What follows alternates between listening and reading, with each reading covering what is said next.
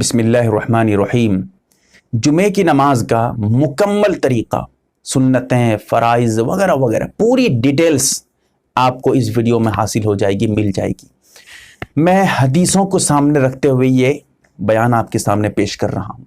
अगर आप हदीस देखना चाहें इस बारे में जो मैं जुमे की रकात वगैरह पे ऊपर जो अभी बहस करूँगा, जैसा कि आप नमाज अहले सुन्नत वल जमात उठाकर देखें, नमाज अहनाफ उठाकर देखें, मसनून नमाज उठाकर देखें, नमाज पैगंबर उठाकर देखें, पूरी डिटेल्स मिलेगी, पूरी तफसीलात। अब आइए, सबसे पहली बात, जुमे की नमाज का वही टाइम है, वही वक्त है जो जोहर की नमाज का है। जब तक जोहर की नमाज का टाइम शुरू नहीं होता है, यानी जवाल का वक्त नहीं होता है, तब तक जो है जुमे की नमाज का टाइम शुरू नहीं होता है। और ऐसे ही खत्म, आखिरी वक्त कब तक है? जुमे का आखिरी वक्त वही है जो जोहर की नमाज का आखिरी वक्त है। यानी जैसे ही असर की नमाज का टाइम शुरू हो जाता है, जोहर की नमाज का टाइम खत्म हो जाता है। बस ऐसे ही जुमे की नमाज में भी यही होता है। अब आइए, ये तो जुमे के वक्त की बात थी। जुमे की कुल रकातें टोटल 14 रकातें हैं। अब कितनी रकातों का पढ़ना जरूरी है वो भी समझ लीजिए। सबसे पहले आपको 4 रकात नमाज पढ़नी है, और ये 4 रकात सुन्नत मुअक्कदा है जिनका पढ़ना जरूरी है। और जुमे की नमाज मर्दों के लिए है, औरतों के लिए जुमा नहीं है। औरतों पे जुमा जरूरी नहीं है, ये मर्दों के बारे में। और कहां जुमा है, कहां नहीं है, कहां पढ़ सकते हैं, कहां नहीं पढ़ सकते, ये एक मुस्तकिल तफसील, बहुत लंबी तफसील, इसलिए इसको यहां भी छोड़ रहा हूं। ठीक है, तो 14 रकात कुल हैं। सबसे पहले 4 रकात नमाज पढ़ेंगे, इसका पढ़ना जरूरी है, बगैर सख्त मजबूरी के आप छोड़ नहीं सकते।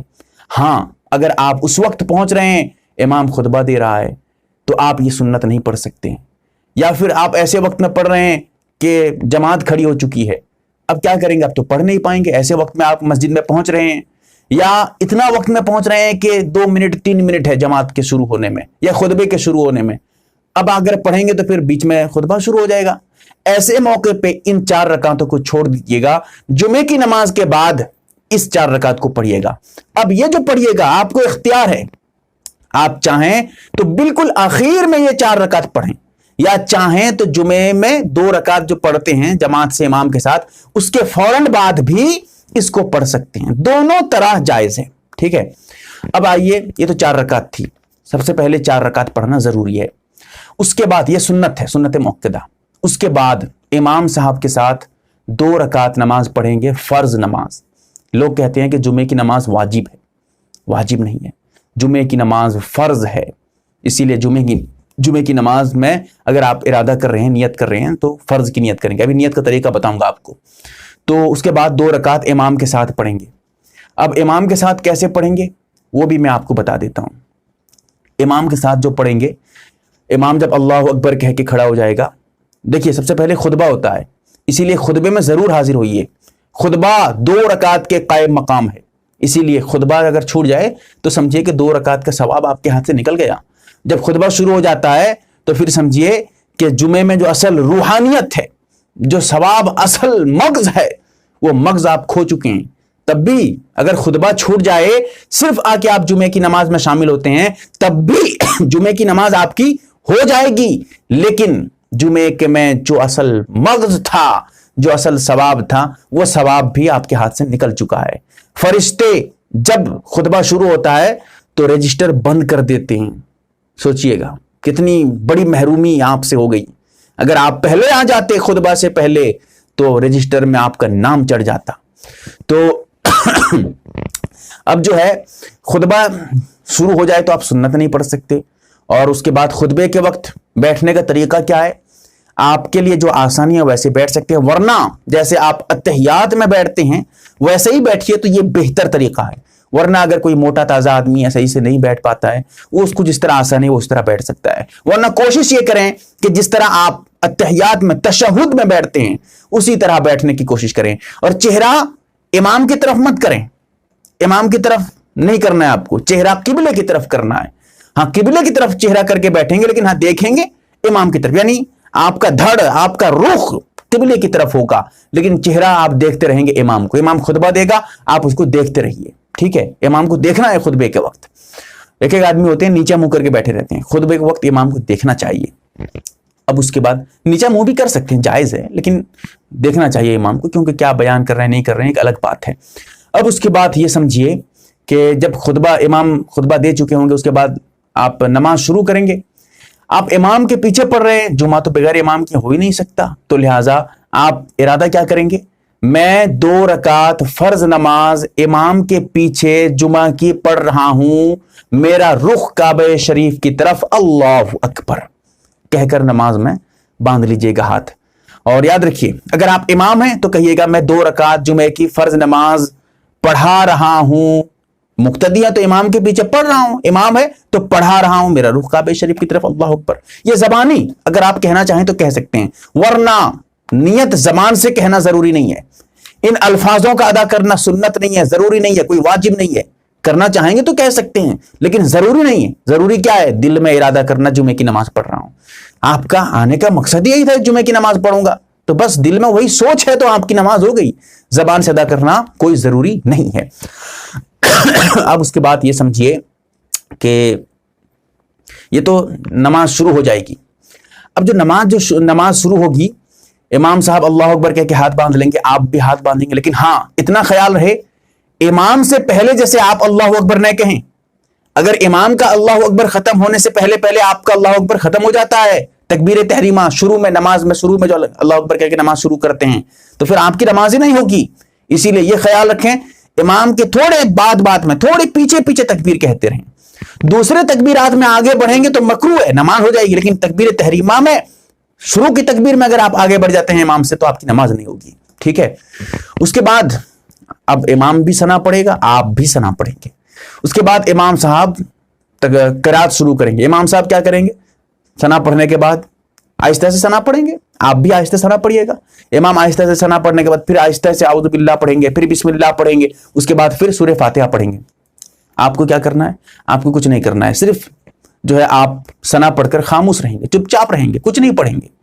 آپ اعوذ باللہ بسم اللہ کچھ نہیں، صرف ثنا پڑھ کے چپ رہیں گے۔ ہاں ثنا پڑھ رہے تھے امام صاحب، سورہ فاتحہ شروع کر دیتے ہیں الحمدللہ رب العالمین، بس ثنا جہاں تک پڑھے ہوئے تھے وہیں سے چھوڑ دیجئے، وہیں سے ختم کر دیجئے، اب چپ ہو جائیے، ٹھیک ہے۔